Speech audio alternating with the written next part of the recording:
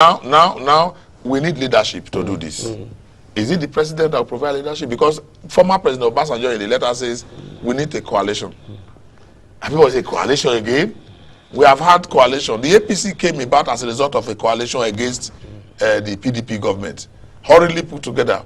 And some persons said some people are many people are of the opinion that it was because of that haste and hurry that no plan was made. There was no blueprint, and it's obvious now that over time, the last 3 years or so, that the blueprint was not articulated before the hurried exit, and everybody clapped and said, "Look, anything else but Jonathan," and Jonathan left. We are back to this stage again. A few days to the elections, less than a year to the elections, or about a year to the election, former president is saying we should quickly again set up a coalition, and that we need a leader who can lead us out of this. What is actually the problem in fixing this system that we every 4 years, every 8 years, we are running around the same circle? Basically, the first challenge we have is that the Nigerian system is crested, is crystallized in politics. We play politics with almost everything. What is supposed to be nationalistic, when we are supposed to be patriotic, we try to have a political agenda in terms of our personal interest. We do not want to divide between where personal interests begin and where it ends, and where national interest should take over. I think these are some of the challenges. And that is why we mentioned that it's not about the individual.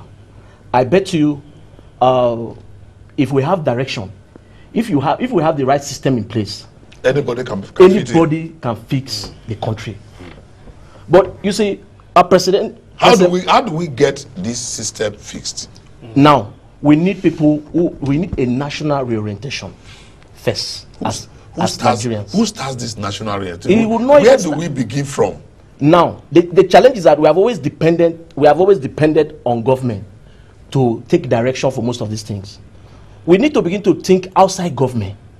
As Nigerians, we must first see ourselves not being too dependent on government. Is that not falling in line with Obansajo's suggestion?